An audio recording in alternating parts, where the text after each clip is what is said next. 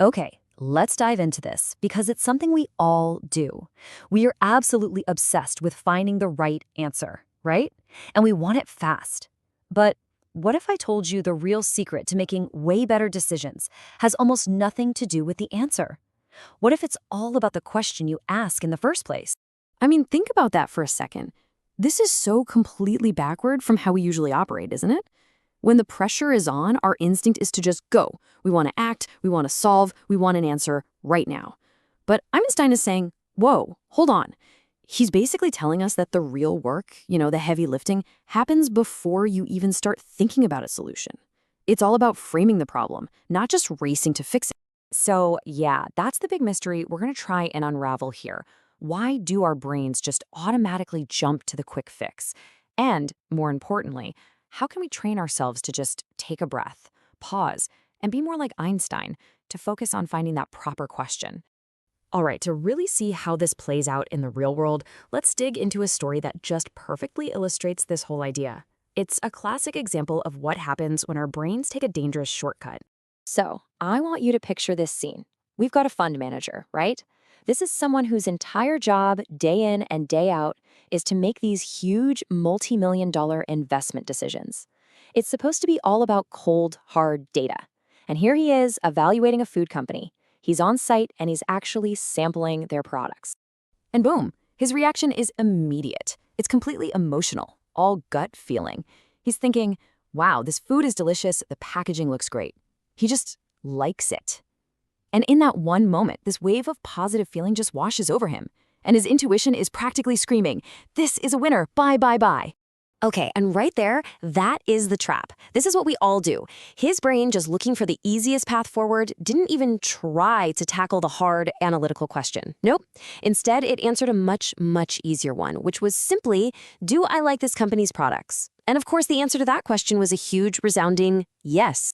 But see, that wasn't his job. The whole point, the crucial thing he was there to do, was to figure out the financial value. This was a multi-million-dollar decision we're talking about. The real question, the one that needed actual analysis, was, is this stock currently underpriced? And that's a question his gut feeling was, let's be honest, completely unqualified to answer. And this little mental trick, this bait and switch our brain does, actually has a name. It's called question substitution. It's a huge idea in behavioral economics. Basically, our brain follows this law of least effort. So when it sees a hard question, it just swaps it out for an easier one. And the scariest part? We don't even notice it's happening. It's all going on under the hood. So you gotta be asking why. Why does our brain do this? What is actually going on up there? Well, for the answer, we can turn to the brilliant work of Nobel laureate Daniel Kahneman. He gave us this amazing framework for understanding the two different ways our brain operates. So Kahneman basically says to think of your brain as having two different systems, or two modes. You've got system one. That's your autopilot. It's fast, it's automatic, it's intuitive, it's emotional, and it's always on. This is exactly what our fund manager was running on. Then you've got system two. This is your conscious, focused pilot. It's slow, it's analytical, and man, it takes real, deliberate effort to get it going. And look, we need system one. We rely on it every single second just to get through the day. It's how you instantly read a stop sign without thinking about it. It's how you can look at someone's face and know they're sad. It's where that gut feeling comes from. But it's also where all our biases and snap judgments live. It's essential, for sure, but as our fund manager found out the hard way, it can be a terrible guide for really complex decisions. What happened to the fund manager has a specific name, too. It's a classic example of something called the affect heuristic. It's a fancy way of saying we make judgments based on our emotions. So because he felt good about the products, that's the affect, his brain just jumped to the conclusion that the business was a low-risk, high-reward investment. His good feelings literally colored his financial judgment. Okay, quick test. Look at this. 17 times 24. Now, relax, you don't actually have to solve it, but just feel what's happening in your head right now. You feel that? That little bit of mental friction, that moment where your brain kind of goes, okay, hold on. That is the feeling of your system 2 starting its engines. You're waking up the pilot. The answer, by the way, is 408.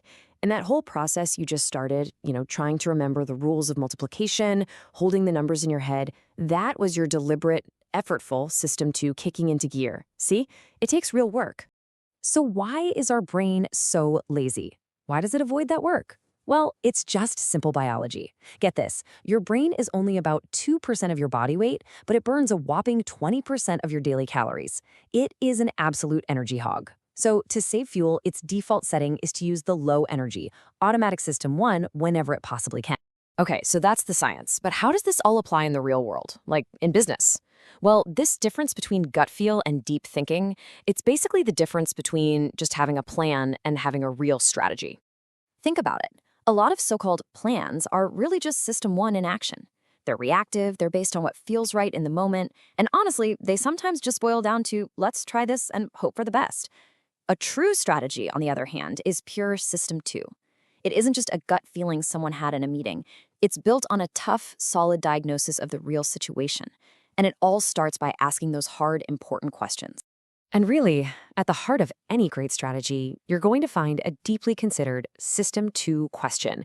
It's about avoiding the easy internal questions, stuff like, what's easiest for us to make? Or what do we think people want? Instead, it tackles the hard external one. What does our customer really, truly want? Answering that? Well, it's difficult, but it's pretty much the only work that matters. So, what's the big takeaway here? The most important thing to remember is this. You can't just turn off System 1. It's your default programming. And honestly, you need it to survive. But what you can do is learn to recognize it. You can get better at noticing that moment when your brain is trying to serve you up an easy answer to the completely wrong question. And here's a super simple 3-step framework you can use. First, just notice. Notice that automatic System 1 reaction, that flash of emotion, that snap judgment. Step 2, and this is the hardest part by far, pause, just for a second. Don't act on that gut feeling right away. And finally, step 3, consciously engage System 2.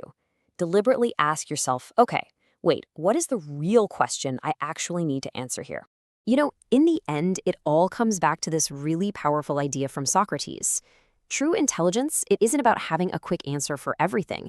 It's about having the humility and the curiosity to pause, to think, and to find the right problem to solve. Because at the end of the day, the smartest person in the room is never the one who has all the answers. It's the one who's asking the right question.